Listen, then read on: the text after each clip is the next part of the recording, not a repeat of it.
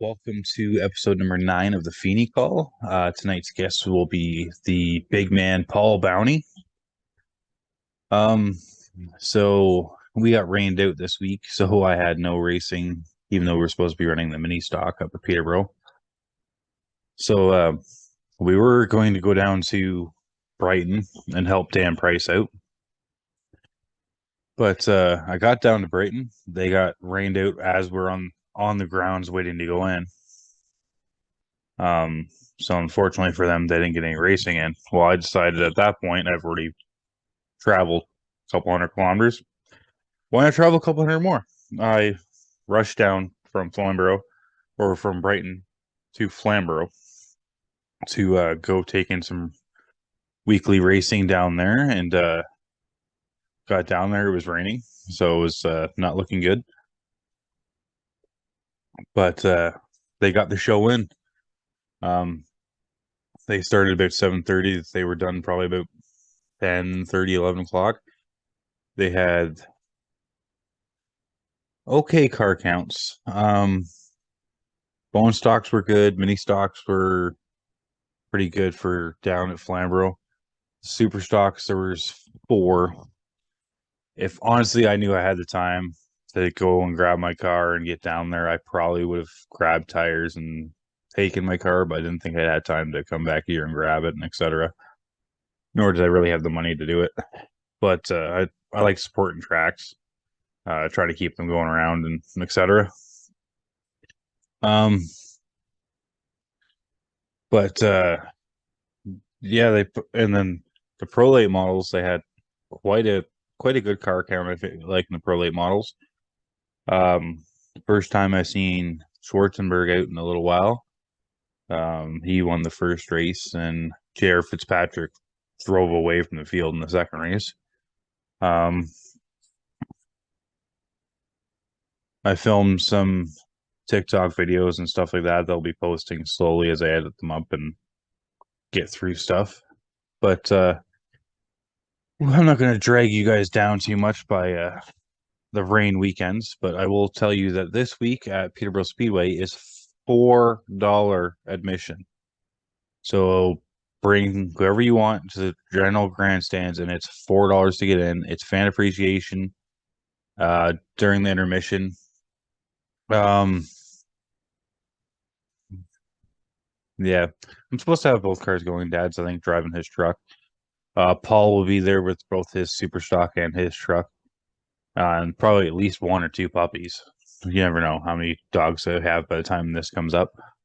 But yeah. So without further ado, we're going to introduce the one and only Paul Bounty.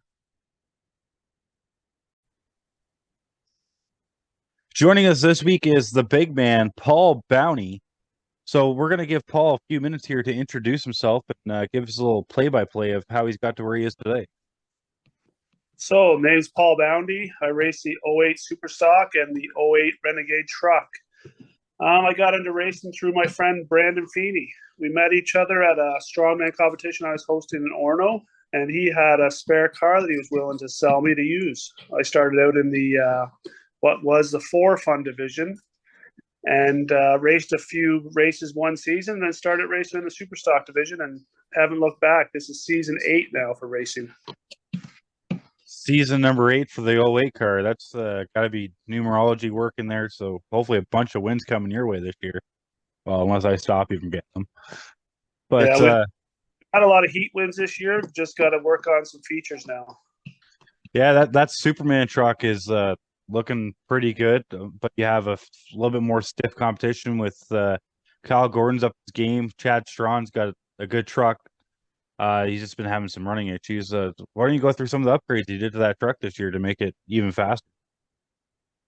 Well, this year we went with a whole new aero package on the truck body, give us a bit more downforce.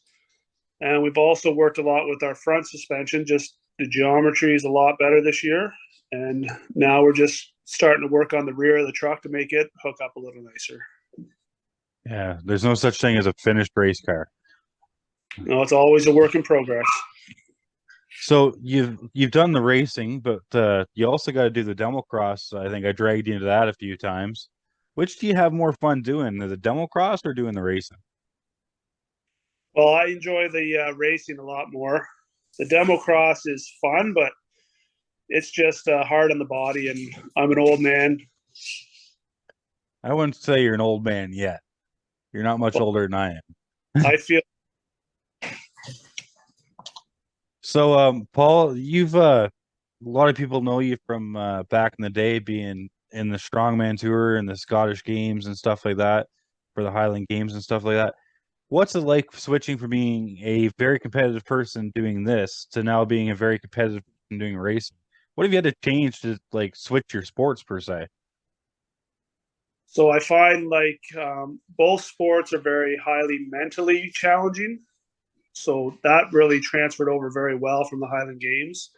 But the Highland Games is all a physical event, and the car is all basically it's a money game.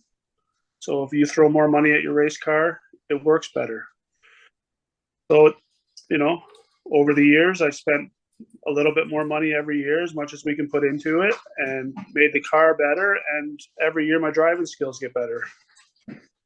Yeah, it's kind of nice starting in the for fun division. It was nice and cheap to start. Even they're starting to climb in prices and stuff. I think when we got into doing the for fun slash bone stock, the top tier car was like $1,500, 2 grand. We're now like just to get a starter car is there. Where do you think like the entry level's going with the bone stocks, I guess you call them now, or like the junior late models? Because I know you're talking about trying to get Ava into a vehicle, maybe the truck or something like that. Like, where do you see a good starting point at Peterborough Speedway now? Well, I think financially wise, it's still going to be the bone stock class, but they're going to have to modernize their cars because we can't run 1990 cars anymore. There's none of them left. So they're going to have to give us some wiggle room to buy newer cars, which now are going to be like $3,000 just to buy the car because you can't scrap a car for under $1,000 anymore.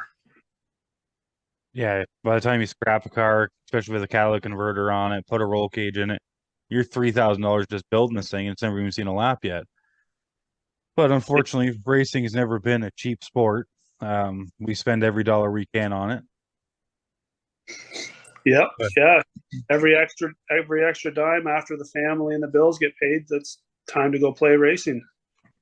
And so why don't we bring up the new look of the Super Stock this year? It's a beautiful looking car, but you have always one of the brightest cars on the track. You had the neon green forever, but now you got the, I want to call it the Joker paint scheme to go with your Superman truck. You got the purple, green, and pink car. Yeah. So like my favorite color whole life was brought on by my father. He raced back in the 90s and he had a lime green and black car. So I've always grown up loving the color lime green. And I've always tried incorporating that into my car. But now that we've got into this vinyl wrap, we can go crazy with the designs. And my guys, Jeff and Fred at Signworks, really do a good job taking my concept to the next level and making my cars look great. So your concept, what did you like draw it up, or did you play on iRacing to figure it out, or like how'd you picture the flame scheme for this year? Well, I like to look on the internet at NASCARs, and this is one of Chase Elliott's concept cars for his Hooter racing car. It's supposed to be orange and black flames, but I'm not an orange and black kind of guy, so we went with my color schemes, and Jeff took it to the next level. I don't know, a guy that you're hanging out with more and more recently definitely would probably be okay with orange and black. Oh yeah, when I showed him that car winter, that design, that's the one. It's got to be that car. And I'm like, yeah, but we're getting rid of the orange. He's like, oh, that's a little disappointing. Yeah, he's a pretty iconic on the bright orange. I don't know if you could do lime green and bright orange at the same time. Oh, you definitely can. That's what my color scheme for my business is bright orange and green, and it really pops on the side of a trailer. So what you're saying is if we get a third car, we might see that orange and green combo coming out. Well, the reason we've gone with the lime green, purple, and pink combo is because lime green's my favorite color, hot pink's my wife's favorite color, and the purple is my daughter Ava's favorite color. So we all are happy with the colors, and it just works. It's a family event for us. So Katie's been your spotter now for a few years, and Katie's been pretty good at helping at the racetrack. Why don't you go through like some of the things that she's been able to help you through in racing mentally, and maybe what she's helped you with even doing the strongman? So Katie's been a big supporter of mine, whether it was when I was competing in the Highland Games and strongman, and now into racing. And I find that she actually loves being at the track just as much as I do. And when she's spotting me, it's really good for me because I'm not an aggressive guy by nature. So if it comes to circumstances where I'm laying back too much in the race, she'll get in my head and tell me that it's time to go, and we put the pedal down and try and move forward. I'm just a little too timid in the race car, but with her in my head, I'm a little bit stronger driver. Yeah, I can definitely say that from experience that Katie does bring a little bit more aggressive driving for you, which is good because I think we went up to full throttle and the first time we went up there, it was like, no, after you, after you. And then like the second time, like, Paul, quit being such a scaredy cat, go out and get it. And I think you won both races that night. Um, but with that being said, I'm going to bring in a couple of these fan questions I got starting yesterday. All right, sounds good. All right, so Donovan Price wants to know how many spare rat caps for him do you have in your trailer? I always carry two, one for him and one for myself. Um, Donovan's also asking why Katie is so mean to him. Well, Katie is only mean to the people she loves. So I guess she loves Donovan. That's the secret's out. Yes, she is. And then Randy Patterson wants to know if you're going to add any more cars to the fleet. So as of right now, we've got a couple extra cars just sitting around waiting to be built, but we're just waiting on a new shop to be built, and we'll get building some more cars for the track. All right, so that's the few fan questions I got there, other than people making fun of Donovan. So there's like a whole comment section if you look here of people make fun of Donovan. If you guys want to see it, you can go there, check it on the Facebook page. Um, so what kind of cars do you see yourself driving in the next couple of years? Do you like the super stocks? Is that where you want to stay? Are you thinking about moving up, like doing a late model once you get the shop built? W- like where do you see yourself progressing to, or is super stock where you're having the most amount of fun? Well, I'm having the most amount of fun in the Renegade truck class, but super stocks where I see myself continuing to race. It's just we've got a good car. I'm starting to learn a lot about the car, and more I learn about setup throughout the years, the better we're going to get. So the car you have now, it is a fairly decent car compared to the first two you had. The first one you had, you fell through a roof and seen the car, I think it was a 75 Chevelle. Yeah, 75 Chevelle that one of my customers had in their backyards. It was for sale for like 10 years and just sitting around. And I was racing for fun at the time, and he's like, "Well, let's barter some of this price of this roof, and let's get you in a Thunder car." Yeah. And you still have that car if I'm not mistaken too, right? That's still out back, right? Yeah, that's one of my cars that's in storage right now. So you had that car, then you had it was the what, the old Highway 400 transmission car from Sunset? Yeah, that was my second super stock we had, and loved that car. It was a good, solid chassis car, fast, worked well, and I'd still be racing that car if this Leaf Spring car hadn't come along. Yeah, so now you got the Dustin Mumbercat car. So what are some things, so you've driven Leaf Spring cars, I haven't personally. What are a few things that you find different from setting up, say, a coil car to like your Leaf Spring car for your personal comforts? So for personal comforts, the Leaf Spring car is a little harder to adjust the rear end. It's basically once you get it set in place, you leave it there and just adjust everything through the front. Um, great thing about the Leaf Spring car, I like the drive off the corners, like the car hooks and goes. One negative point, it doesn't want to rotate as well for me, but we're working with that and trying to adjust our driving style to work with the car better. Yeah, gonna say you go back and look at the Donovan Price episode of how I baited him into almost spinning the car out. Because you can't dive those Leaf Spring cars in as hard as like a coil car because they want to upset the rear end, right? Yeah, and if you hard brake too much in the corner, the rear end's going to come around too. So Yeah, that's what I'm saying. Like on entry, if you sit there slamming the brakes, it's almost like you're avoiding a wreck. It's almost guaranteed to go around. I find unless you're someone like Kyle Steckley and can drive the wheels off anything. yeah, I find that as long as you have your brake bias set properly, you should be able to control the car. But if you've got a little too much rear brake into it, you're going to start going around. So we got fan appreciation coming up this weekend. $4 admission. You've been known to do giveaways and stuff like that. Are you doing anything this season for doing a fan giveaway like you have in the past, or other than Yeah, doing your candies and stuff? we'll be raffling off a bicycle at the final fan appreciation of the year. But as for right now, we've just been doing the candies and the hero cards. So the final fan appreciation is what, August 12th? Something? Yeah, something like I don't know the exact date. All right. So if any of the kids, sorry, if any of the kids that are watching and they want to win a bicycle from the big man Paul Bounty, I think you have to go see you at during the fan appreciation. I think that's how you usually work it out. Yep, you come down and Katie and Ava will be by the truck or car with me, and we'll be have the bike there on the back, and we'll have a raffle box. You put your name into the box, and we call it at after the intermission. So, Paul, you've also been somebody that's sponsored multiple racers. Myself, Corey Horn, there's hundreds of them. What made you get into motorsports as a sponsor even before you started driving yourself? Well, I just it's nice to have my name out there, but it's also nice to help nice people out. Everyone I sponsor are very kind, giving people themselves, and I just like to give back to people if I can financially.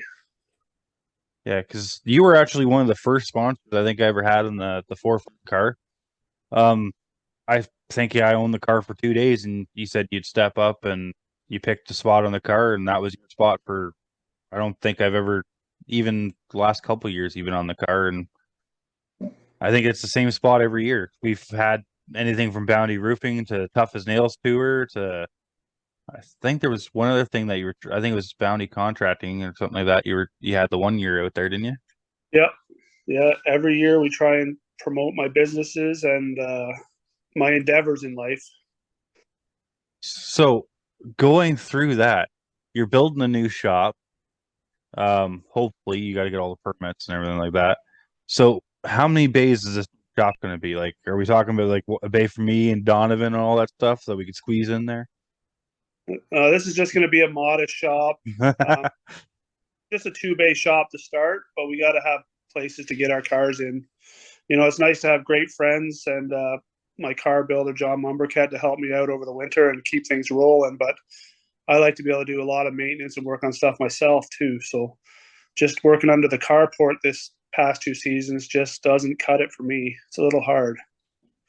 Yeah. It was nice having the hoist down in your old residence where you could lift everything up. Everything's at eye level. And so, why don't you go through some of the things that are different between the truck when you're driving it and the super stock? So, like this weekend, I'm jumping back to back to the mini and the super stock. You're jumping back to back from the super stock to the truck, or however you put the order. What are like a couple things that you have to actually change as a driver driving both different vehicles? So the car is more finesse driving, I would say. It's got a bigger motor, so less throttle pounding. It corners nicer than the truck. So it's like a dream to drive. Then you get into the truck, it's like a beast. Like the thing wants to spin out all the time. It wants to push through the corners. I just want to drive the wheels off the truck, make it go around the track as fast as I can. So you have the iconic Superman paint scheme on that truck. For people who don't know, why did you choose the Superman truck logo when almost like it seemed like class became theme? Like Dad's got Pikachu, now Stacey's got Tonka, you got Superman. There's a Hot Wheels truck out there that your friends painted up and stuff like that that Jordan DeRose is driving now. Like, what made you choose the Superman truck? So since I was 16, I competed in the Highland Games, and I was competing in Fergus at the Highland Games early on in my career, wearing a Superman shirt, and got posted on the second page of the Toronto Sun. And ever since then, my nickname was Superman, or Soup, a lot of people like to call me. And I just carried that on into my racing career. So are we gonna like be like for fan appreciation? You gonna put like a big red cape on that truck as you come out, so it's like nice and like waving and everything, like it's actually flying? Oh, we'd love to do that, but we just haven't got one set up yet. Katie's thought of it many different ways. Yeah, I think me and even you were talking about like corrugated sheet metal for like a fan appreciation or something like that. But I think you just basically need a giant red blanket that we can hang it off the roof and just drive it out, let it fly. Yeah, that'd be awesome. I'm going search tomorrow. So, Katie, if there's an expense for a giant red blanket, it wasn't our idea. So, has there ever been any talks about? I know you've been talking with me about maybe getting Ava into a vehicle. Has there been any talks about getting Katie into one of the cars, or is she just not wanting to jump in there? Well, Katie, I think, would be an amazing driver. She just feels a little claustrophobic when she sits in a car. So that's sort of keeping her back. I'd love to see her race in my car, or at least practice it to see how she likes it. But she gets into thing and she's like she's in a tune. So, it's a little bit of fear to get over. Irony is she drives a Mini Cooper every day. Yeah, but that thing, fishbowl windows everywhere. When you sit in the super stock, you're like in a cage. You like feel like an animal caged in there. So do you say we throw Katie into the mini stock if she likes it? Well, whatever she wants to do, we'll give her the opportunity. Yeah, if she wants to drive my mini stock around, freaking, we can send her out in practice. Because That'd be there's tons of windows in that thing. That thing's actually the only thing that makes it kind of claustrophobic. I find when I first started was the window net being there, but this one's like right outside, so it's not really even your eyesight. Because yeah. I know she knows how to drive stick. The only thing is there's no power steering in that car, so she can't have to muscle it. But if she's dealt with you for years, she can probably muscle a car around. Oh yeah. I, I always ask her to help me carry stuff around, and I give her the heavy end every time. Well, I was gonna say, normally when I see her carrying stuff, you offer her a hand, and she's like, "Nope, I got it." Yeah. No, she's very strong and very motivated. So, what goals do you have in racing for this year for both the trucks and the super stocks? Do you see yourself getting a couple feature wins, or do you see yourself finishing the points? Like, what do you want to aim for this season? So my goal is always to win every night we're there, but the competition's so stiff, and we're all pretty even, I would say, in the super stock class. It's a really fast, competitive class. So you're just happy to come away with top threes every night. But sometimes you make the wrong setup choices and or just driving errors and just don't get it done. So where do you see yourself maybe wanting to be in the points at the end of the year? Do you want to be top five again, or like wherever Yeah, it falls? no, I drive for top five. I'd like to be top three this year in the super stock and top three in the truck, but we'll see how things work out. We're doing pretty well this year. I feel like you've got a good chance to be in top three, if not even first or second in the super stock. You're you're pretty you're pretty up there with some of these guys, and I feel like once you start getting the feature inverts and stuff like that, because it's like the first feature was won by Anthony. He didn't show up the second week, so he didn't get the invert. But now Miles is going to get the invert if he shows up. But like I said, it's that's what hurts the guys a little bit. It's like they get that win, but now they got to go to the 10th places the next week. Which I don't know how me and you have started in the back both freaking feature races, but we've got it done so far. Yeah, well, I started that last feature up front on the outside of Donovan Price, and we battled with him for a couple laps, moved into the lead, and then we just got ran down by Miles Tyson. He's a bit quicker car, and he out cornered me and just chopped my nose off there, and I overbraked and spun myself out, having to go back to the back of the field, but made a couple good passes to get back up to I think fifth and finish the night off there. But we we have the potential and the car to get to the front. Yeah, like I said, I think you're in all honesty, I think you're a championship contender as long as like you got to have a a season that everything goes well. You can't have, like last year, I was doing well, and then I broke a transmission. I borrowed a transmission from you. Then what else? I broke something else, and you know what it's like. You break stuff in racing all the time, but Yeah. you have to have everything go right. So I'm going to give you a few minutes here. We were talking earlier on Facebook, but you're going to do a T-shirt giveaway. So why don't you explain what you're going to give away and how you're going to give it away? All right. So we're going to be giving away one of these awesome Boundy Racing t-shirts. Looks really nice. All my sponsors on the back. We're going to be doing this at Fan Appreciation this weekend. We're going to do a draw for a t-shirt. And just come see us at the 08 Superstock car, and I'll be there handing out ballots. Put your name in the box, and we'll draw a winner after. All right, so this comes out Friday, so hopefully people listen fast and they come down and see you at the 08 Superstock or the truck, wherever you parked with. So I'm also going to give you a few minutes. So why don't you go through and thank a bunch of your sponsors and the people that help you every week, and where people can buy like merchandise and stuff to help you out.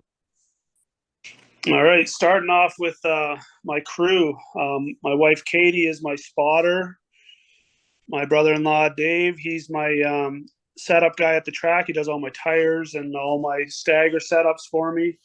I've got my dad. He helps out with all the fueling and maintenance on the car. He's here a couple days a week helping me work on the race car, which is awesome.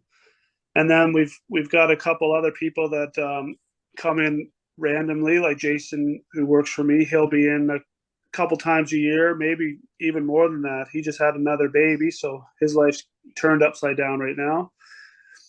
And then we've got my nephew Matthew. He comes in and helps out with the race car. We just got endless amounts of people that come and help. I've got my friend Brian. He comes and helps me bring the cars to the track. I've got John and Jeremy. They help me outside the track. And my car builder, John Mumbercat, helps me like all the time, just getting things set up properly and ready to rock.